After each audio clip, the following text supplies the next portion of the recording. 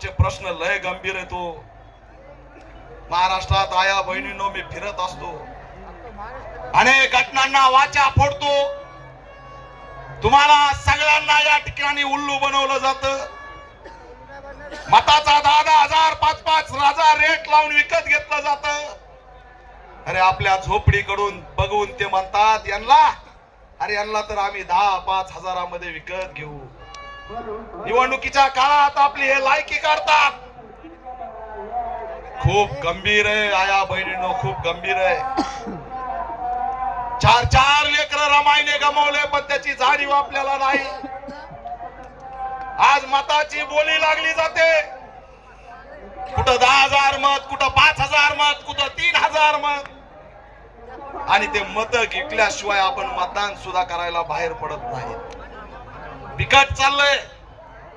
आणि हे जर थांबलं नाही तर समग्र या ठिकाणी दलितांचं अस्तित्व धोक्यात आल्याशिवाय राहणार नाही. आया बहिणींनो, नांदेडची अशीच घटना घडली. आजही प्रेम करणं गुन्हा आहे. आजही या ठिकाणी प्रेम केल्यानंतर मारलं जातंय. त्या आमच्या उमरीमध्ये एका दलित समाजाचा तरुण आणि धनगर समाजाची पोरगी होती. दोघांनी प्रेम केलं आणि त्यांच्या प्रेमाची भनक त्या पोरीच्या घरच्याला लागली. त्या पोरीने त्याला फोन करून बोलवलं. त्या दोघांनाही हाताला बांधून एका रस्सीला धरून गावभर फिरवलं.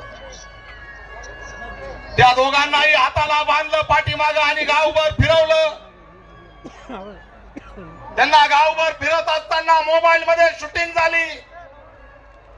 पण एकालाही वाटलं नाही की 112ला फोन लावून पोलिसांना बोलवावं. त्यांची दिंड 3 तास चालली. 3 तास त्यांना त्या गावात त्या नराधामांनी फिरवलं. 3 तासात ना पोलीस आले, ना कोणी कॉल केला, ना कोणी गावातला पोलीस पाटील तिथे गेला. अखेर दिवस मावळत गेला. 18-19 वर्षाचं निरागस आमची ती पूजा म्हणून पोरगी आणि तो आमचा भंडारे लखन, अतिशय कवळे पोरं हाताला बांधून गावाच्या बाहेर नेले. दिवस मावळत गेला. थोडा अंधार पडायला लागला. शेवटी हाताला बांधलेलं दाव पायाला सुद्धा बांधण्यात आलं आणि गावाच्या बाहेरच्या विहिरीत दोघाला ढकलून दिलं. काय म्हणला असेल जीव त्यांचा, काय स्वप्न असतील त्यांचे. आपलं लग्न झाल्यावर काय करायचं, आपण कुठं जायचं, कसं जगायचं, किती शिकायचं. एका सेकंदात त्यांचं स्वप्नाचा चुराडा झाला. तुम्हाला धक्कादायक माहित आहे, ज्या वेळेस हाता पायाला बांधून त्यांना विहिरीत टाकलं त्यावेळेस त्या ठिकाणी व्हिडिओ शूटिंग करण्यात आली.